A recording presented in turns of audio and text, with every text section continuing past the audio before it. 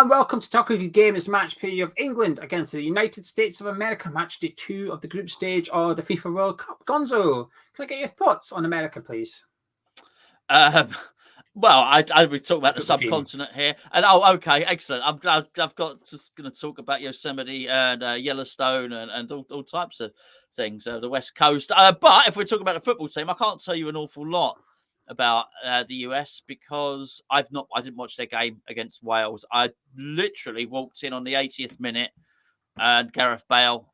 Well, it's a penalty, and Gareth Bale scored a penalty, and I looked and it was 1-1. I don't know how well they played. I don't know anything about it. Obviously, I'm aware of some of their players, the ones obviously that played in England. But you're gonna have to lead the dance on this one, mate. In the first half, they were excellent. Now there's a correlation here. Wales were poor, and they got their tactics wrong. They started with sort of Dan James as a false 9, and they didn't start with Kiefer Moore, so that helped USA. But USA were really, really good. They were passing the ball about well. They were taking the game to Wales. And Wales were under the cosh from the first minute, and they deservedly got the lead through Timothy Weah, who, I used to really like Timothy Weah. I quite like him. Really good finish, though. Fantastic through ball, great finish. But it was definitely a game of two halves because at halftime, Kiefer Moore did come on, and then Wales just got into it. And the equaliser felt inevitable in the end. But I'd imagine the American fans would be quite disappointed, I guess, by the way they approached the second half a little bit. I just felt like they surrendered a lot of territory and they played into Wales's hands a little bit too much. And a draw was probably a fair result in the end, but it was very much in their hands at halftime. They were 1-0 up. They were playing really well. They had a couple of players on the bench they could have brought on to bring more control to the game, chose not to. And I think it's 2 points dropped for them come the end of it, actually. At halftime, if I was an England fan watching, I'd have been thinking, this isn't going to be plain sailing on Friday night. I'm not looking forward to this. But come the end of the game, I'd have been thinking, actually, we'll be all right. There's nothing too much to worry about us there.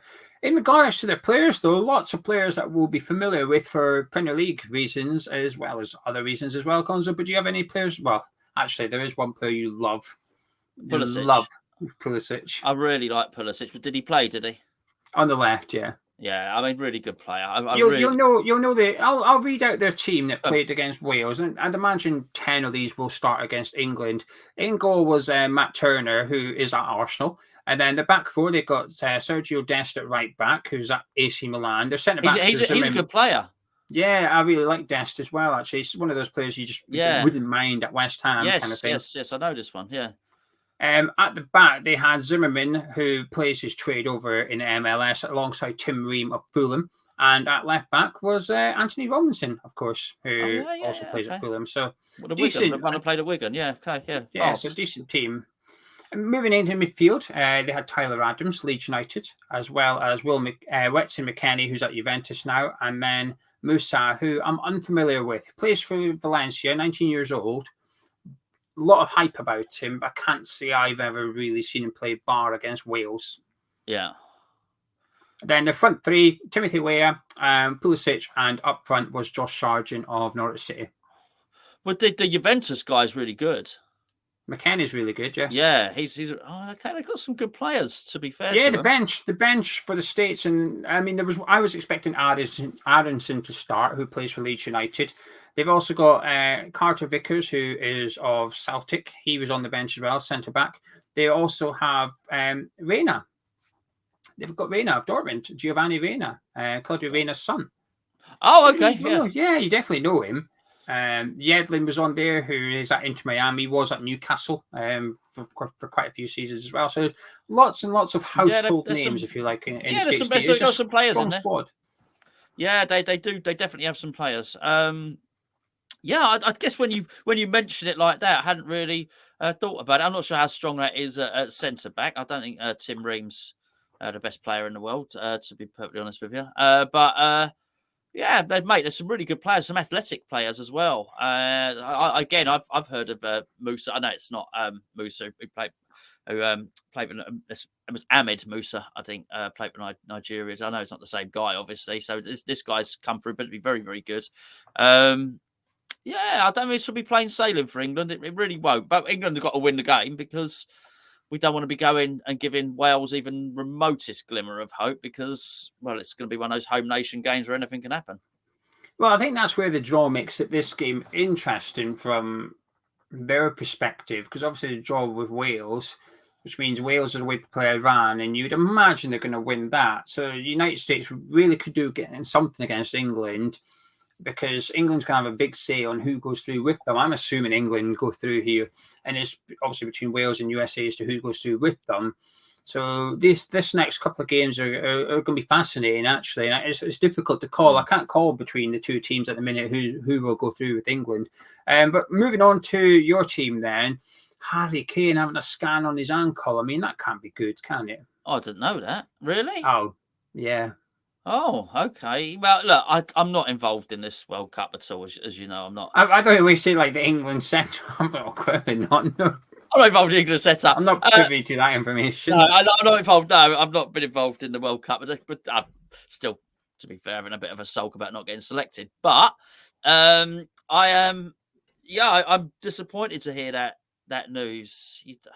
Anything that needs a scan is clearly not going to be good, is it? But this is Harry Kane, and this is going to mean everything. So even if he scuppers the whole rest of the season for Tottenham, he'll do it for England.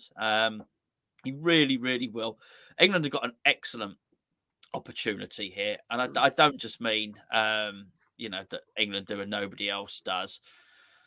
But we got 3 points early on in the group. The team already they look fit, which is, I know a point a lot of people are making, but it's not always the case. We've made the point about Harry Kane, who maybe is not fit there. But he was vital, I felt, to the way we played. He wasn't the best player in that first game against Iran, but he was involved in so much of it. And he was quite happy to drop deep and sacrifice himself for the rest of the team. Obviously, he wants to score the goals. He'd probably like another golden boot, or he'd want to be become England's top goal scorer, which you can do mathematically in this tournament. But you get the impression that actually be more than happy for everyone else to score the goals. It meant England's won the tournament, and he's I don't know, though. Yeah, we've seen it before with Kane, where he's a bit selfish and plays when he's not 100% fit. And I agree with you. He will play through the pain barrier. Sure. But I don't think it's the right thing to do. I think England suffer for that, and Spurs have suffered for that as well, where they've got an unfit striker lumbering about up front. And it's going to take either an unselfish call from Kane or a brave call. Or it's not even brave, actually. Dropping an unfit player is not a brave thing to do. It's just going to take a big call from Gareth Southgate. It says, Harry, you ain't fit. You're sitting this one out. You might even sit the next one out. We need you fit for the knockout stages. Yeah. And plus, Callum Wilson is a bloody adequate replacement as well. And you'd expect, like you said, with the greatest of respect, I don't know who Zimmerman is, Tim Ream, I'd expect Callum Wilson to do fine against that centre-back pairing. Even looking to the Wales game up against Davies and Joe Rodon, you'd expect Callum Wilson to be sufficient up against that defence as well, especially when you've got those creative players behind him. So actually, I think if Kane is not 100%, I think you need to drop him. I think you need to get him out of the team. And let's just say you did play him and you played him in the Wales game, then suddenly he's not available for the last 16. He's now even further injured. Well, you're now bringing in Callum Wilson, who's played 20 minutes of the World Cup so far. It's not fair on Wilson. Actually use these next two games to get Wilson up to speed with the World Cup. Hopefully get a couple of goals behind him. So his confidence is going. He's used to playing with Saka, Mount, Sterling, whoever it might be. Get Wilson in the team so that actually you're not relying on Harry Kane, because I don't know. I just think it'd be very selfish of Kane to play if he's not 100% fit. I think if Kane doesn't play, though, and it is Wilson that plays, I think you have to change Mount out as well. And I know I would say that because I think you lose a lot of creativity losing Kane. And I'm not, Mount, I'm not saying Mount is not a creative player. He is an attacking player, but he is also, mucks in. He's also a hard worker. That's why he's in there. He's not got the flair or the brilliance of Foden or Grealish, for instance, or even Maddison. I would make a change there, because you are losing something, and you're going to need to. I know Wilson. Well, who would you bring in then? Just for preview clarity purposes, James Maddison is still missing from England training, so I think that's a bit of a bigger injury than being let on. Actually, I'll be surprised you see him at all this tournament going by. Sure, well, that's a shame. Because he would have been in contention. I'd play Phil Foden in there. I really would, because what Kane does is passes early, really early, and you need to see that. You need the vision. And Kane is such a wonderful player when you take all that into account. You know, we've got the goals and the heading and all the stuff, and just really reads the game well. And I think if you're losing that, you don't need the workhorse in there that's going to, you know, track back and help out Bellingham and Rice. You know, forget that. Let's just try and get some early ball, some early delivery into there. And I'd play Foden in there. Would you keep the rest of the team unchanged, or Sterling on the left? I would. I thought Sterling played well. I also, let's be fair, I mean, particularly if you read out their team, I like Grealish. You know, I like Grealish. I think he's a really, really good player. But those fullbacks are quick.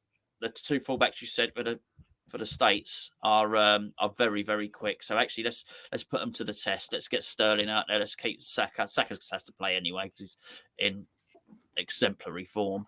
And then maybe when they're tired a little bit, then bring Grealish on to win the penalty, get the free kick. You know, I think more or less I'd keep it the same. At present, Harry Maguire is touch and go for this one, as he was substituted after feeling sick. It wasn't concussion, so he is eligible to play if necessary, but he was feeling a little bit faint, hence why he was sub. So wait and see, but I know if he's unfit, Gonzo would like to see Ben White instead yes. At centre-back. Gonzo, are you feeling confident for this one? Yeah, I am actually. Obviously not like the other one, and I've got less confident the more players you read out on that US team, that's for sure. But I think they've got a lot about them. I mean, some young players in there as well. So for the US, but England have got to. If England are serious about winning this tournament, we have to beat the United States of America. Let's get that absolutely right on this. And I would suggest Wales as well. Do we have to mathematically to get through the group? No. But if what we want to do is get in some sort of form that we're going to carry through. And at some point, you're going to, face Brazil or you're going to face France. You're going to need to have something about you. So, yes, I am confident. Yeah, I kind of agree with you, especially at the time of recording. The other countries ain't looking great. Argentina lost their first game. There's been quite a few 0-0s now. France had to come from a goal down to beat Australia. Brazil are yet to play, of course. But some of the other favourites of the tournament aren't quite looking as sharp as England did at their opener against Iran. You set the tone for the rest of them, and I think they've struggled to live up to that billing. You could argue that they applied pressure to some of the other countries. How is Argentina going to follow up England's thumping Iran? How are you going to follow? You're going to have to now go thump Saudi Arabia, and they obviously didn't. So I think you've set the tone for the tournament for a lot of the big countries and put a bit of pressure on them. I think you should be quietly confident. It'll be interesting. The Harry Kane thing is quite interesting, actually, because I don't think he will drop Kane. I think Kane's 85% fit. I think he plays, and I think that's risky. And I think at times, that's a bit of a downfall. If you could play the first half USA, I think it'll be a good game. But you play the second half, I think you'll win quite comfortably, actually. The coach got it really wrong. And I was reading some of the American fans' comments after the game, and they don't seem too happy with the manager. I don't think they're a big fan of the manager himself coming into this tournament. So I think it'll be comfortable enough for England. So can I get any final words plus your score prediction, please? I'm looking forward to it, which is that's an improvement for me. I wasn't beforehand. Now I am.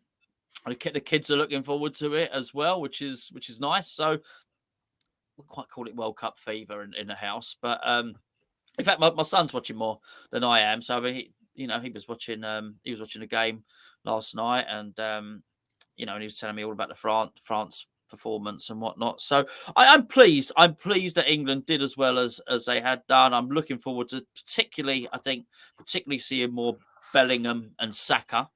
I'm really looking forward to seeing a bit more of those guys. So yeah, bring it on, mate. Bring it on. I would quite happy fast forward to the knockout. If presuming England are through, I'd quite happy fast forward to the knockout stages where it start getting really juicy and we get a proper bit of World Cup fever. Did you say prediction? You probably did.